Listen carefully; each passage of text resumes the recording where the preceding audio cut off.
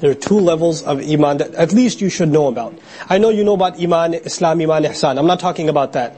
I'm talking about, Iman and Ihsan are actually, you could say, an increased state of Iman is Ihsan. So it's just, like you have Jannah and you have better Jannah. You have faith and you have higher faith. The higher faith is Ihsan.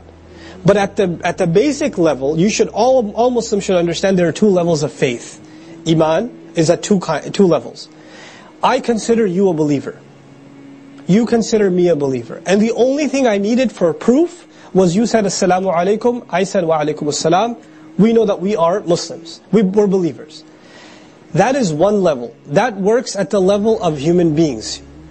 And to be that, all you have to do is Ashhadu an la ilaha illallah wa ashhadu anna Muhammadan abduhu wa rasuluhu sallallahu alayhi wa sallam. You're done. You're a Muslim. You are a believer.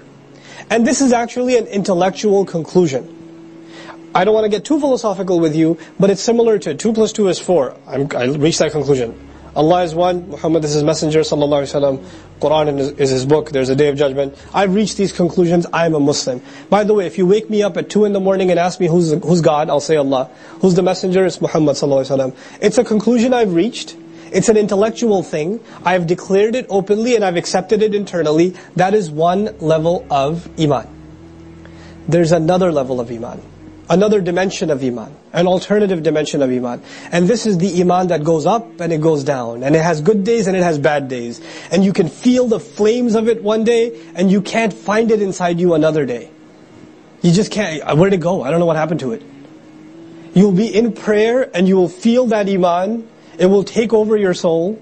Nothing will mean more to you than talking to Allah then.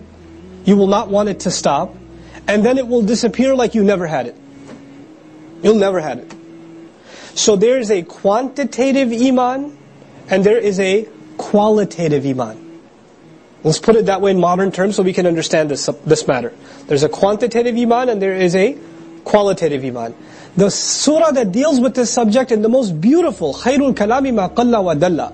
That's the surah is Surah Al-Hujurat.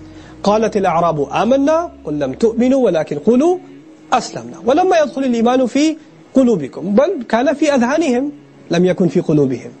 In their head they were Muslims. In their minds Islam had come. The heart hadn't felt it yet. And it comes and it goes.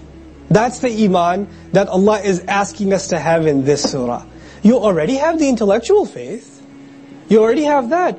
What happened to that Iman that makes you feel like you want to give your life for Islam? That you want nothing more to earn Allah's pleasure? That you want to be of those who are raised among the sabiqun? That zeal, that enthusiasm, that fire, that's the Iman Allah is asking for now.